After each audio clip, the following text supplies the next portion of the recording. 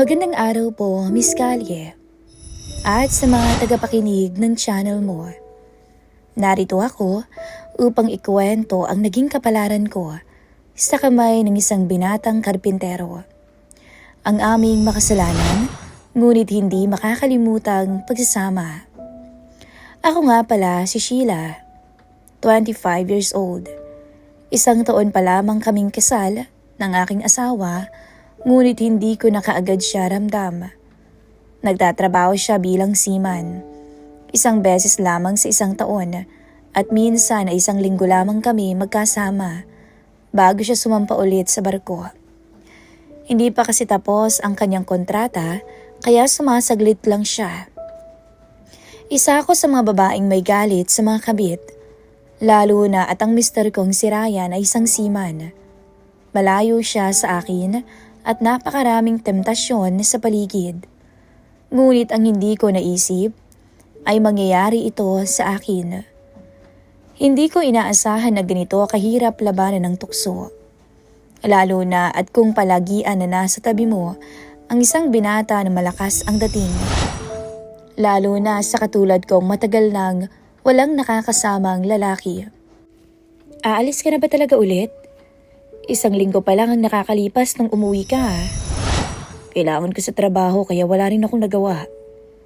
Pero isang taon na tayong hindi nagkakasama. Pasensya na. Babawi na lang ako sa iyo, mahal. Babawi na naman. Palagi naman yan ang sinasabi mo pero hindi mo naman ginagawa. Nagpapadala naman ako. Kulang pa ba para sa iyo? Hindi ko kailangan ng pera. Ang gusto ko ay kahit mas matagal kitang makasama. Naiintindihan mo ba yun? Pero alam mong hindi pwede ang gusto mo, hindi ba? At bakit naman? Kaya ba nagmamadali ka kasi may inuuwian ka ng ibang babae? Ayan ka na naman sa mga paratang mo, Sheila. Bakit ka ba kasi galit na galit tuwing sinasabi ko yan? Dahil ba totoo na may kabit ka? Huwag mong ipagpilitan na may iba akong babae. Dahil nagtatrabaho lang ako para sa'yo at sa magiging anak natin. Hindi mo ba naiintindihan na hindi ko kailangan ng pera? Hindi mo kailangan sa ngayon dahil meron kang naitatabi. Ayaw kong maging mahirap pagdating ng panahon. Bakit ba hindi mo naiintindihan yon? Hindi mo ako iniintindi, di ba? Mahirap bang ibigay ang isang buwan na magkasama naman tayo? Kahit gustuin ko, hindi ko magagawa. Dahil empleyado lang ako. Kung gusto mo talaga, magagawan mo yan ng paraan. Pero hindi mo lang talaga ginagawa. Ano pa bang gagawin ko? Kinausap ko ang boss ko at sinabi niyang hindi pwede. At kung ipipilit ko pa ang gusto mo, ay maaaring mag-resign na lang ako. Eh di gawin mo. Mag-resign ka. Nag-iisip ka ba, Sheila? Kakasimula pa lang ng pagpapagawa ko ng bahay natin. Sa tingin mo, saan ako kukuha ng pambayad? Gawan mo ng paraan. Basta mag-resign ka. Tumigil ka sa mga pinagsasabi mo. Dahil alam mong, pangarap ko to. Mukhang mas pipiliin mo na naman ang pangarap mo kaysa sa akin na asawa mo. Bakit hindi na lang tayo maghiwalay? Maayos pa ba ang utak mo? Para sa atin to. Namumuhay tayo ng marangya dahil sa trabaho kong ito. Akala mo ba pera mo lang ang dahilan? Kaya tayo magpapatayo ng bahay? Patawa ka. Umayos ka nga. Pwede bang kahit minsan na intindihin mo rin ako? Hindi na ako sumagot pa. Dahil sa inis ko sa aking asawa na puro na lamang pagtatrabaho ang inaatupag. Gusto ko lamang naman na magkasama kami ng matagal. Lalo na't isang taon pa lang naman kaming kasala. Ngunit ayaw niya lang akong makasama, kaya hindi niya ginagawa ng paraan. Akala niya ay madali para sa akin, dahil nagbibigay siya ng pera. Pero hindi. Walang araw na hindi ako malungkot. Dahil kapag hindi ako okay, ay wala ang nagsasabing karamay ko sa lahat ng problema. Hindi rin kami nakakapag-usap gaano, dahil palagian siyang walang signal sa barko. Sa totoo lang, Miss Kalye, kahit na mabait siya at ginagawa ang lahat para sa akin, ay hindi ko kayang makontento sa kung ano lamang ang binibigay niya sa akin ngayon. gusto ko siyang makasama. Gusto ko siyang maramdaman dahil sa ngayon ay nagsisisi na ako na nagpakasal ako sa kanya. Kinaumagahan ay nagising ako mula sa katok. Nakabusangot pa akong lumabas ng kwarto. Kahit na pantulog lamang ang aking suot, sigurado naman akong ang karpentero lamang yun. Sanay na rin naman to sa akin at mukhang gustong gusto naman niya akong nakikita. Dahil alam kong walang binata ang makakahindi sa akin kahit ang karpentero na gumagawa ng bahay namin ng aking mister. Ang aga mo na naman. Ayaw mo ba nun ate? Ang sipag kong magtrabaho. Pero alam mong nasa usapan natin na walang karagdagang bayad kapag lumagpas ka ng oras ng labor. Huwag kang kabahan. Hindi naman ako manghihingi ng dagdag na sahod eh. Mabuti naman at nagkakaintindihan tayo. Saglit lamang ha, maghahanda muna ako ng almusal. Inabot niya sa akin ang pandesal na palagi niyang dala upang pagsaluhan namin. Salamat ha. Wala yun ate. Nga pala, kailan naalis si Kuya Ryan? Nakaalis na siya kahapon. Mag-isa ka lang pala ngayon sa inyo. Hindi naman, kasama kaya kita. Sa bagay, tama ka naman. Huwag ka mag-alala ate dahil hindi kita iiwang mag-isa dito. Kaya nga eh. Pero hindi ko maiwasan na matakot kapag gabi. Lalo na't ako lamang ang mag-isa. Hindi ko inaasahan na mararanasan ko to sa unang taon ng kasal namin. Delikado nga. Lalo na't masyado kang maganda ate. Kaya nga maraming nagkaka-interest sa'yo eh. Eh ikaw, interesado ka ba sa akin? Si ate naman, palabriw ka talaga. Nagtanong lang ako. Ikaw kasi, sabi mo maraming nagkaka-interest sa akin. Akala ko naman kasama ka doon. Hindi pala. Sayang naman. Malaki ang kuryosidad ko kung marunong ba siya pagdating sa kama. Dahil mukhang gigilto palagi tuwing nakikita niya ako. Lalo na ngayon, walang nangyari sa amin ang aking mister bago ito umalis papuntang barko. Siguro dahil nauna na siyang pumunta sa kabit niya. Kaya wala na siyang gana pagdating sa akin.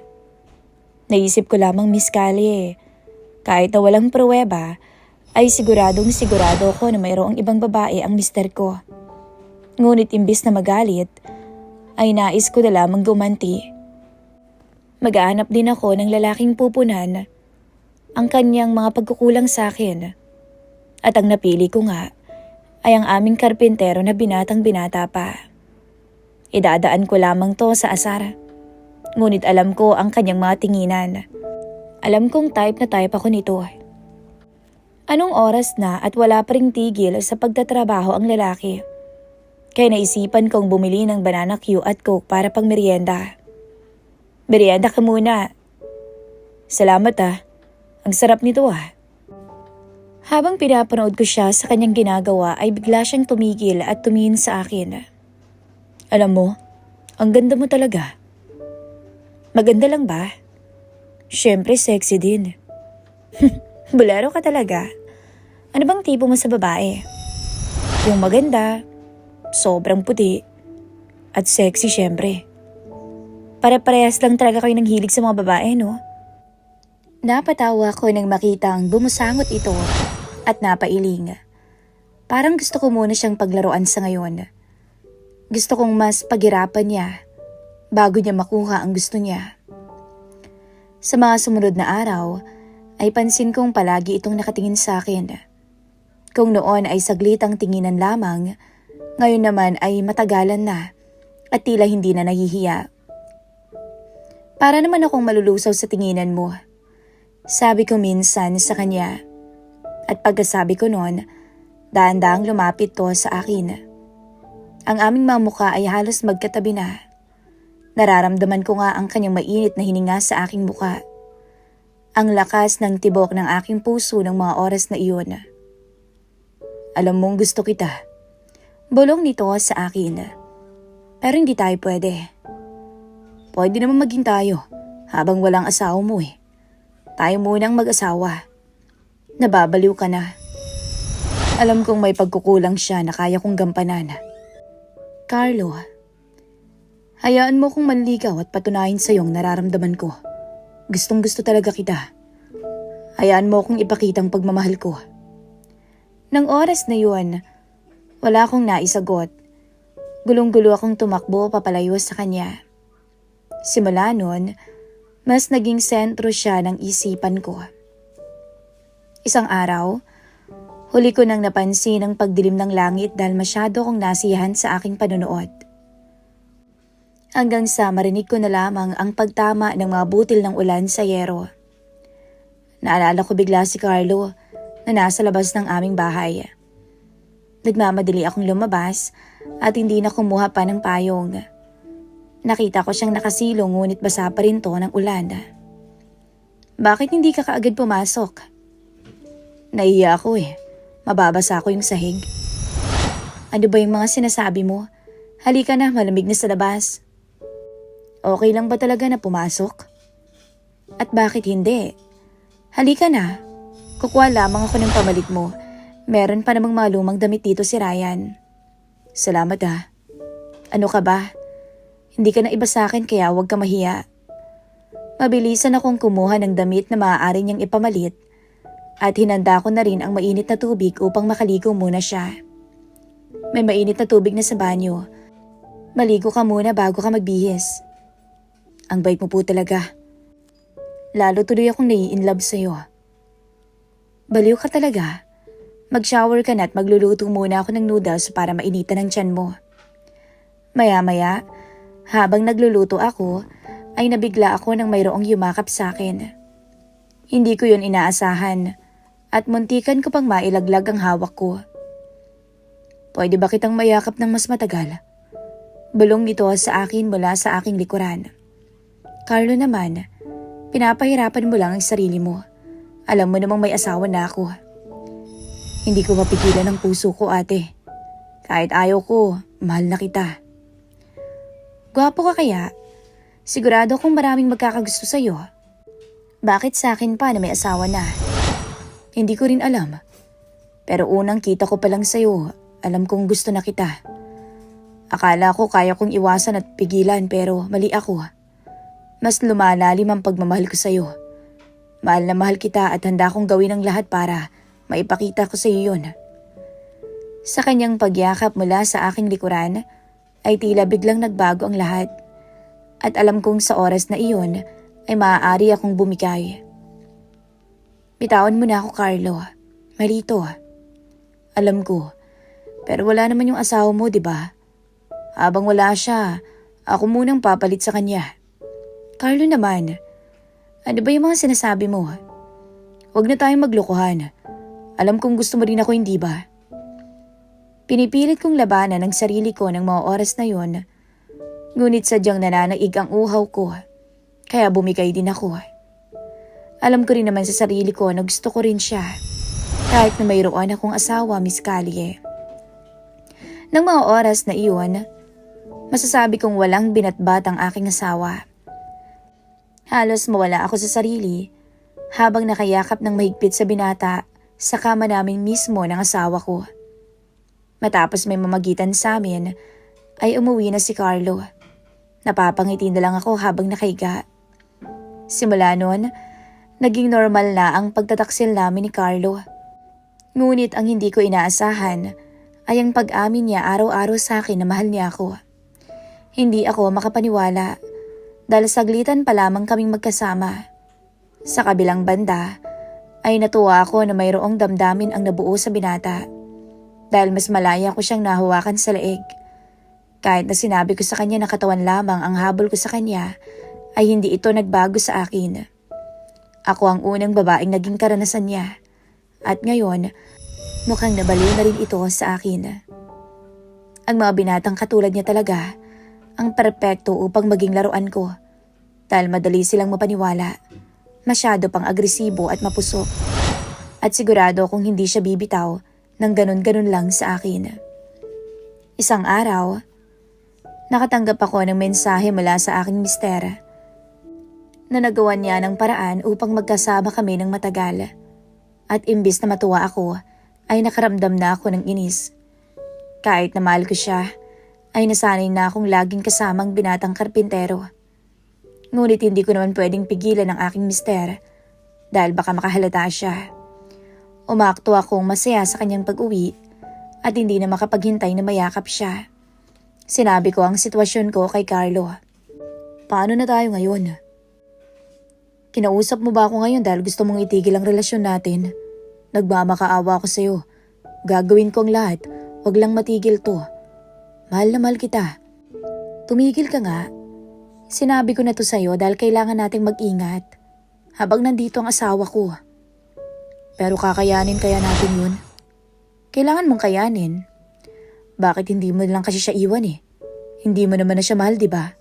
Nagagawa mo nga siyang lokohin. Hindi porkit ginagawa natin to ay mahal na kita. Huwag kang magdelusyon, Carlo. Hindi ko iiwan ang asawa ko para sa katulad mo. Ang sakit mo naman magsalita. Sinabi mong gagawin mo ang lahat para sa akin, hindi ba? Nang makauwi na ang aking asawa, ay pansamantala akong naging masaya. Sa wakas, naisipan niyang gumawa ng paraan upang makasama ko.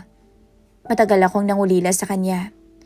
Nabawasan lang ang pagkalungkot ko dahil sa binata. Isang linggo kong nalabanan ang aking sarili na hindi makipagkita kay Carlo habang kasama ko ang aking asawa. Pero hindi ko rin kinaya kaya gumawa ako ng paraan. Oo, mahal ko ang aking mister. Pero hindi ko rin kayang mawala si Carlo. Parehas ko silang kailangan at ayaw ko namang bitawan ang kahit isa sa kanila. Kahit na alam kong mali, ay wala akong pakialam sa sasabihin ng iba dahil masaya ako, Miss Callie. Makasalanan ako sa paningin ng iba, ngunit para sa akin ay nararapat yon sa aking asawa. Dahil marami siyang pagkukulang, kaya ako naghanap ng ibang gagawa nun para sa akin. Hindi ko kasalanan kung bakit lapitin ako ng lalaki. At hindi niya ginagampanan ang pagiging asawa niya. Sumulat ako upang makahingi sa mga nagkaroon din ng kabit kung paano ko maitatago ang sa amin ni Carlo nang hindi magtataka ang aking asawa. Yun lang naman ang rason ng pagsulat ko sa programang ito. Maraming salamat sa mga nakinig.